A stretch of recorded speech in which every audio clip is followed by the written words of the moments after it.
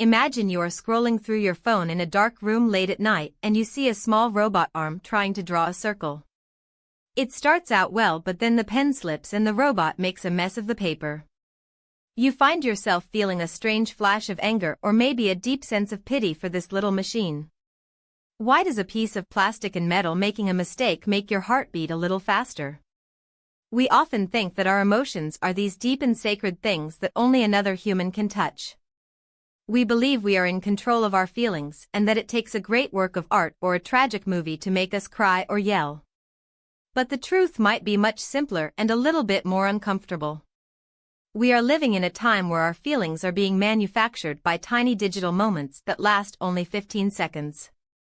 We are being pulled by invisible strings that were designed by people who know exactly how to push our buttons. We are going to explore why we react so strongly to things that do not even have a soul.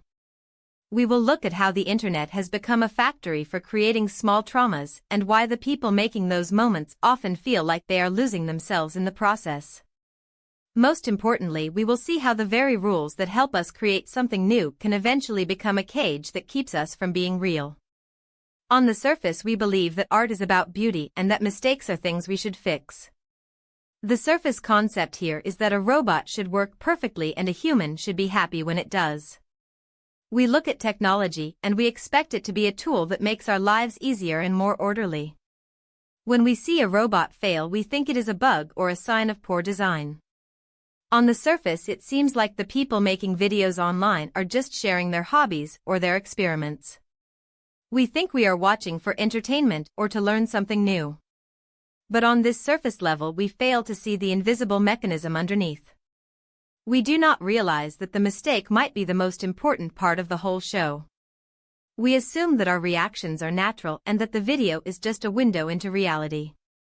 This surface level of thinking keeps us trapped in a cycle of reacting without questioning why we are so bothered by a drawing that went wrong. Behind this surface reaction lies a hidden assumption that we can project human life onto anything that moves.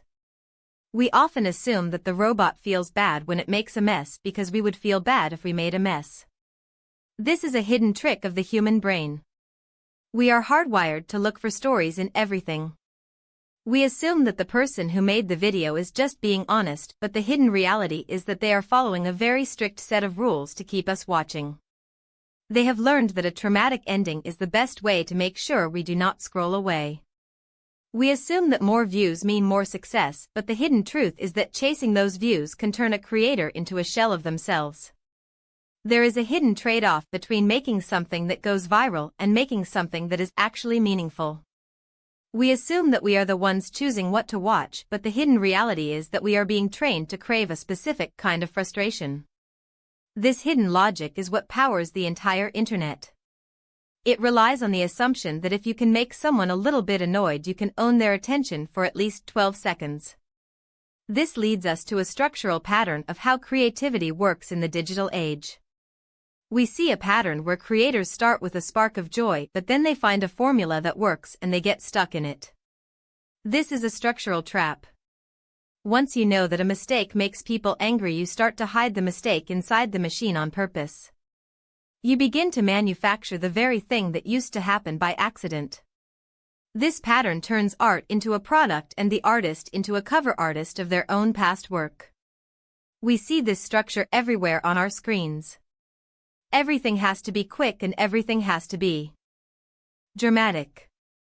The structure of the medium demands that we skip the middle and go straight to the pain or the punchline.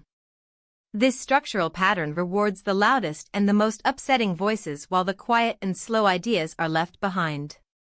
It creates a world where we are constantly being shocked, but we never actually learn anything.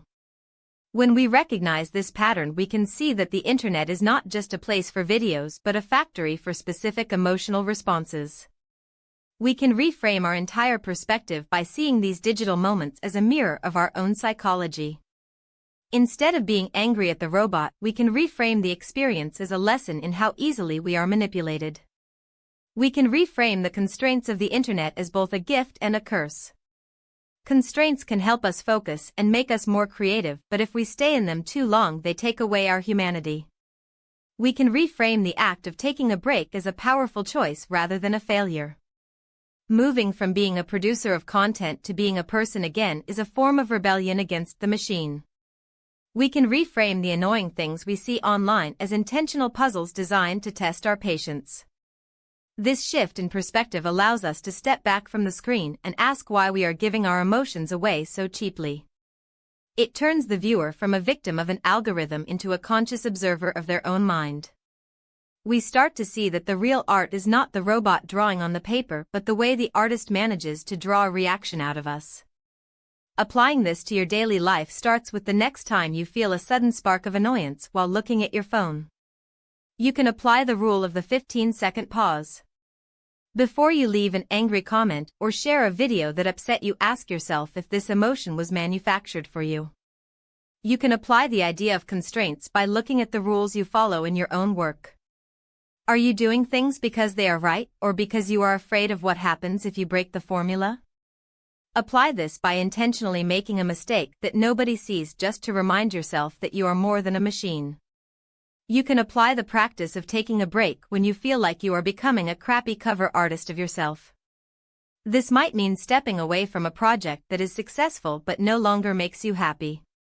In your interactions with others, you can apply the understanding that everyone is being pulled by these same emotional strings. By being aware of how the medium works, you can choose to be the person who dances to the broken robot instead of the person who yells at it. You can choose to look for the person underneath the mechanism instead of just reacting to the traumatic ending. This is how we reclaim our time and our feelings from the factory of attention. As we reflect deeper, we realize that the struggle between the machine and the artist is really a struggle within ourselves. We all have a part of us that wants to be perfect and efficient like a robot, and a part of us that is messy and prone to error. The internet tries to tell us that only the perfect or the perfectly dramatic matters, but the real beauty is in the quiet moments that do not fit into a 15-second clip. We have to be careful not to let the rules of the medium rewrite the rules of our lives. If we spend all our time hiding our mistakes underneath a mechanism, we forget how to be vulnerable. We forget that it is okay to draw a messy circle and just leave it there on the page. The people who make these videos are not our enemies, but they are a reminder of how powerful a simple pen and paper can be when used with intention. We are all participating in this grand experiment of manufactured emotion, and the only way to win is to realize we are playing. When we stop being so upset by the small mistakes of others, we find more room to breathe in our own lives. We can learn to appreciate the cleverness of the trick without letting it ruin our night. We are the ones who decide if a mistake is a tragedy or a reason to dance. By choosing our reactions carefully, we take the power back from the algorithm and give it to the human heart. If you saw a small machine failing at a simple task right in front of you, would you feel more like the person trying to fix it or the machine that just wants to be allowed to make a mess?